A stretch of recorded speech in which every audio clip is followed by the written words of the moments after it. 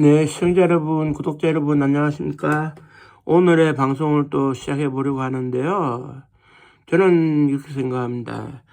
육군 병장과 육군 소장이 싸우면 누가 이길까?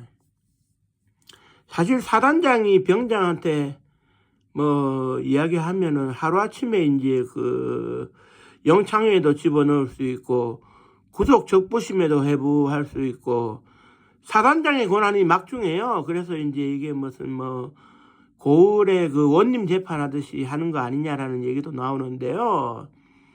병장은 거의 얼어붙어가지고 경례를 제대로 하느냐 못하느냐 이것부터 해가지고 따져야 될 게 많죠. 그렇지만 제가 역사에서 보니까 병장과 소장이 싸우니까 붙으니까 역사의 관점에서 병장이 이기더라 하는 얘기를 제가 드리고 싶네요. 무슨 얘기냐? 전두환 장군이 보안사령관 겸 계엄사령부 예하합동사본부장으로 있을 때 소장이었는데 12.12 군사 쿠데타를 주도했죠. 그래서 이제 병력 출동에 대한 생각이 처음에는 없었다가 최규하 대통령이 재가를 거부를 했어요. 그렇게 되니까 이제 일공수여단의 박희도 장군이 출동을 해서 육본과 국방부를 장악해주면 내가 마음을 놓을 수 있겠다. 병력 출동을 지시합니다. 그래가지고 일단은 박희도 장군이 이끄는 이계대대가 국방부로 갔어요. 이계대대는 이제 육군본부로 가고. 그런데 박희도 여단장이 왜 이계대대를 이끌고 국방부로 갔느냐? 자기 짬밥이 되어야 그래도 국방부 장관을 체포할 수 있을 것 아니냐. 국방부 장관을 찾는 게 급선무였기 때문에. 왜냐, 최규하 대통령 권한대행이 국방부 장관을 찾아오라는 지시를 했기 때문이죠. 그래서 박희도 장군이 용감하게 국방부로 갔는데 이때 국방부 헌병 경비대 병력들이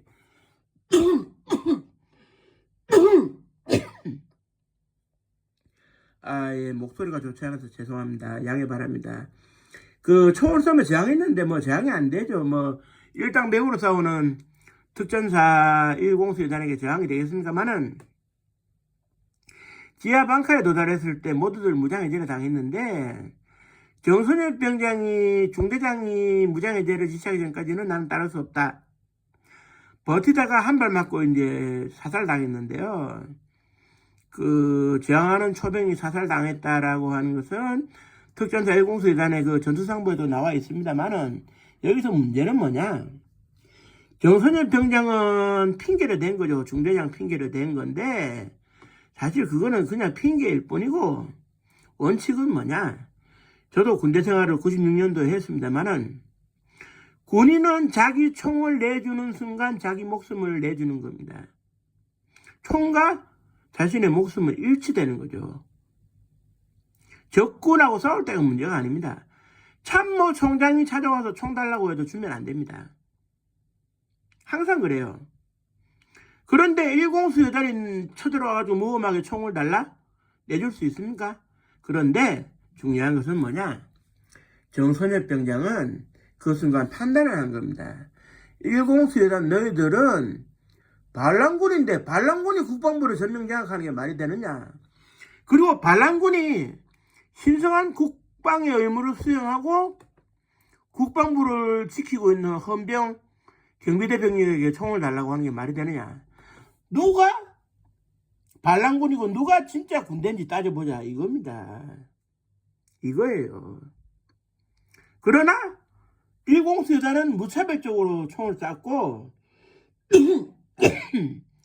정선엽 병장은 사살당했습니다만은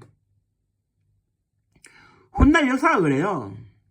16년이 지난 95년도에 이제 어떻게 되느냐. 검찰 발표에서 어떻게 되느냐.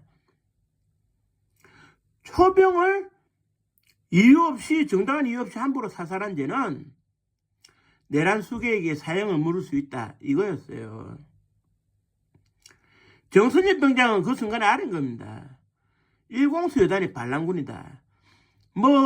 국방부 청사 지하 벙커에 이제 버티고 있었기 때문에 그날 육군 병장으로서 전체적인 내막을 알 수는 없었겠지만 일공수 여단이 적어도 군사 반란군이라는 것은 자기가 이제 그 판단을 한 겁니다.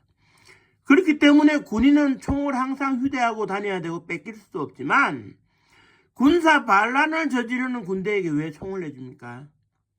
이건 정선엽 병장을 역사적으로 기대해야 되는 이유입니다. 군인은 항시 총을 내줘도 안 되지만 반란군으로 정해놓았는데 어떻게 총을 내줍니까? 정당하게 국방부를 지키는 초병을 사살하는 게 군대입니까? 그건 사형을 당해야 될 반란군들이죠. 결국 역사의 관점에서 보면 육군 병장이 아무것도 모르지만 자기 선에서 최고 명령권자인 전두환 소장하고 대항을 해서 역사의 재판에서는 자기가 이긴 겁니다. 자기의 행동이 옳았다는 겁니다. 국방부를 지키는 국방부 헌병은 절대 그 벙커에서 죽을지언정 총을 내주면 안 되는 겁니다. 그런 사람을 총으로 쏘았다는 이 자체가 엉터리인 겁니다. 일공수 여단이 국가에 충성을 하는 게 아니라 국가에 반역을 하는 거죠.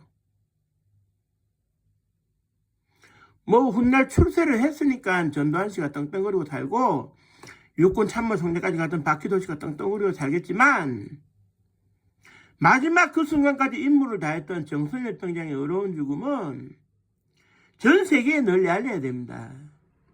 병장이지만 알았다는 겁니다. 너희들은 반란군이다. 진압군으로서 해야 될 응당한 임무를 수행한 군인을 인정하지 않는 그 사회는요, 병든 사회입니다. 병든 사회. 아시겠습니까? 뭐 정선엽 병장이 지금 와가지고 훈장 달라고 뭐 지하에서 통곡하고 있지는 않겠습니다. 반란군들이 하객치는 상황에서 내가 뭐 훈장이나 받으려고 하겠느냐 하시겠지만 이런 분들에게 진짜 태극 무공훈장이 가야 돼요. 전두환 씨 같은 무자유 기자가 태극 무공훈장을 받으니까 훈장의 그 성격이나 훈격이 떨어지는데 진짜 태극 무공훈장을 받아야 될 사람은 사살됐다고 이제 표현이 되어 있고 사형을 당해야 될 사람은 한평생 떵떵거리고 이거 잘못된 거 아닙니까? 우리가 우리의 역사를 바로잡지 못할 때 이런 일이 되풀이되지 않는다는 보장이 없거든요. 그렇기 때문에라도 국방부는 이달의 호국 인물로 정선엽 병장을 지목해야 됩니다. 그게 정선엽 병장에 대한 마지막 예우가 아닐까 생각되고요. 조속히 국방부가 입장을 바로 정리할 수 있기를 바라는 마음에서 오늘 방송 마치겠습니다. 시청해 주셔서 감사합니다.